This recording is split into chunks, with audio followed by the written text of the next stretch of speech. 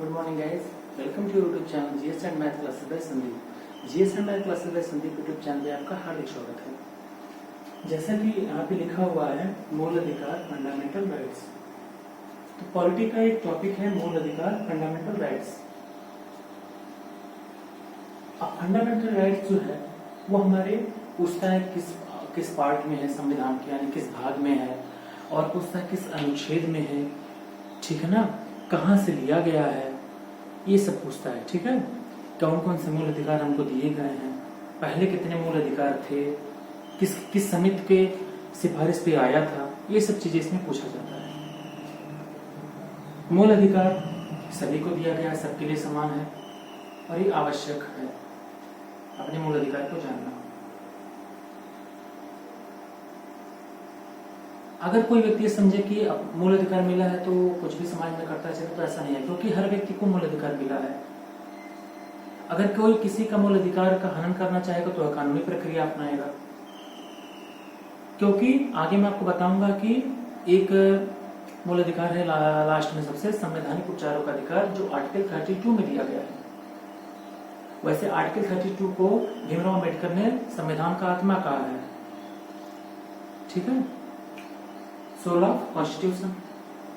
अब उसके बाद बात हम करते हैं इसके बारे में। तो आपसे पूछेगा कि मूल अधिकार कहां से लिया गया है, तो मूल अधिकार लिया गया है यूएसए, यानी अमेरिका। कहां से? अमेरिका से लिया गया है। पूछेगा भाग कौन सा है, किस भाग में है, तो भाग 3 में है। किस आर्टिकल में है, कहां से मतलब कहां तक, किस आर्टिकल पर बात किया गया है, आर्टिकल 12 to 35, यानी कि 12 से 35 में इसकी बात की गई है मूल अधिकार की। ठीक है, ये आया कैसे, समिति कौन सी थी, किस समिति की सिफारिश पे आया, तो नेहरू समिति, नेहरू समिति के द्वारा आया, नेहरू समिति के द्वारा आया। ठीक है, अब देखिए जब समिति बनी तो इसका अध्यक्ष भी होगा, तो इस समिति के अध्यक्ष कौन थे, इस समिति के अध्यक्ष थे मोतीलाल नेहरू, मोतीलाल नेहरू। और इसके सचिव कौन थे, सचिव, तो सचिव थे कौन, पंडित नेहरू, यानी कि पंडित जवाहरलाल नेहरू। ठीक है, अच्छा इस समिति की गठन कब हुई थी, समिति का गठन कब हुआ था, गठन हुआ था 1928 में, यानी कि नेहरू समिति की गठन कब हुई थी, 1928 में। अब देखिए इतने के बाद एक संविधान बनता है, काम चलाओ संविधान बनता है 90 दिन के लिए।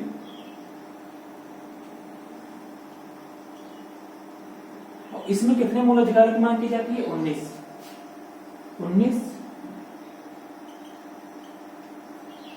की मांग की जाती है, 19 मूल अधिकारों की मांग की जाती है। मिलता कितना इसमें से, 10 मिलता कितना है, 10 में से उसमें ब्रिटेन की सरकार थी, यानी कि ब्रिटेन का शासन था।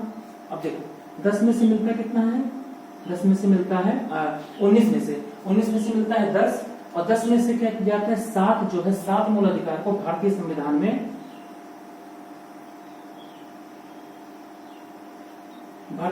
लिखा जाता है। ठीक है, उस समय। अब वर्तमान की बात किया जाए, वर्तमान जो है,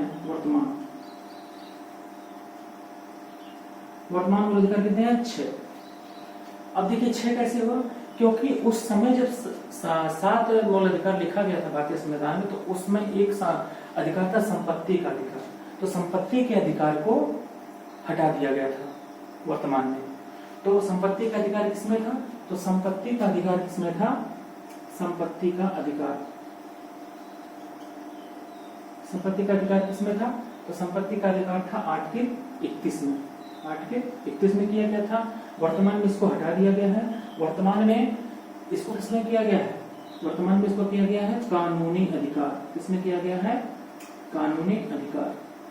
और इसके जब ये संपत्ति का अधिकार हटाया गया था तो उसमें सरकार किसकी थी, तो उस समय सरकार थी मोरारजी देसाई की, किसकी थी? मोरारजी देसाई। मोरारजी देसाई की सरकार थी। ठीक है। अब संपत्ति का अधिकार जो है इसका व्याख्या कहाँ किया गया है?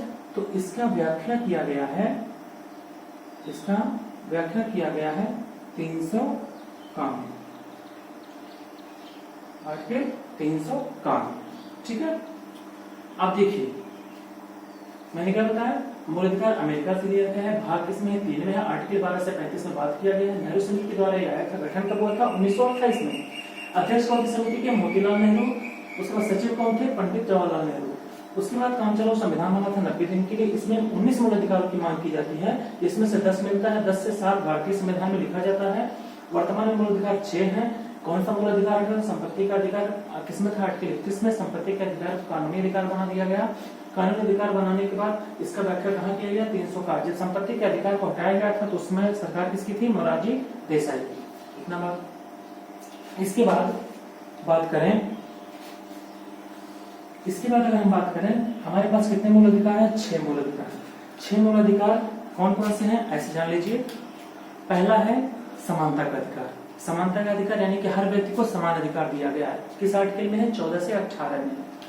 उसके बाद आता है स्वतंत्रता का अधिकार यानी कि हर व्यक्ति स्वतंत्र है अपने आप में, तो ये किसमें दिया गया? 19 से 22 में दिया गया है।